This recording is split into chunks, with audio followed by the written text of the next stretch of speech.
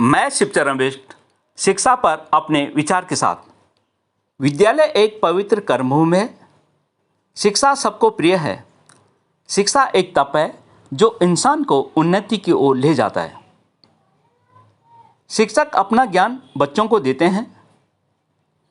एक बच्चा अपने जीवन की छोटी उम्र में जब कक्षा में प्रथम बार प्रवेश लेता है और प्रवेश लेते समय उसे यह जानकारी नहीं रहती है कि आखिर उसने कक्षा में प्रवेश क्यों लिया है, तो इस स्थिति में शिक्षा की उसका उचित मार्गदर्शन करते हुए उसके लिए एक मजबूत आधार का निर्माण करते हैं। शिक्षा का उद्देश्य ज्ञान प्राप्त कर नौकरी या व्यवसाय करने तक ही सीमित नहीं है।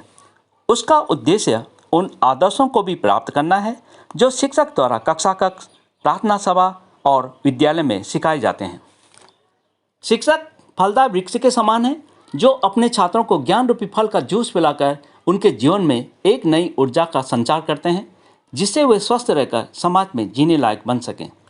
जिस बीज का पौधा बोया जाएगा उसी बीज का पौधा अंकुरित होकर बाहर आएगा।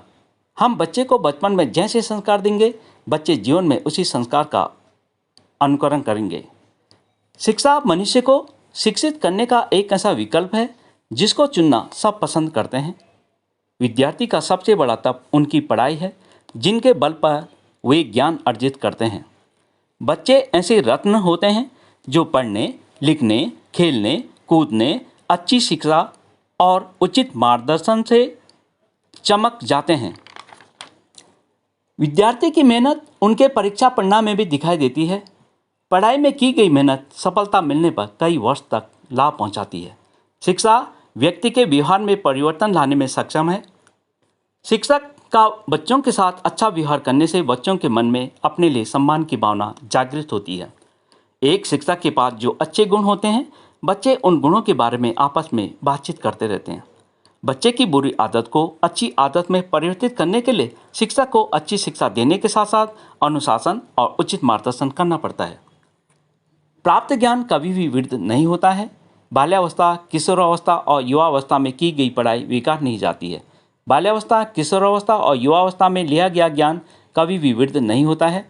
बाल्यावस्था, किशोरावस्था और युवावस्था में लिया गया ज्ञान वृद्धावस्था में भी काम आता है।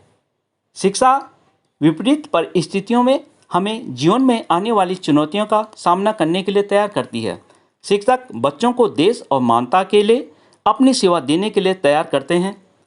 जय हिंद, जय भारत, जय उत्तराखंड, जय शिक्षक। धन्यवाद।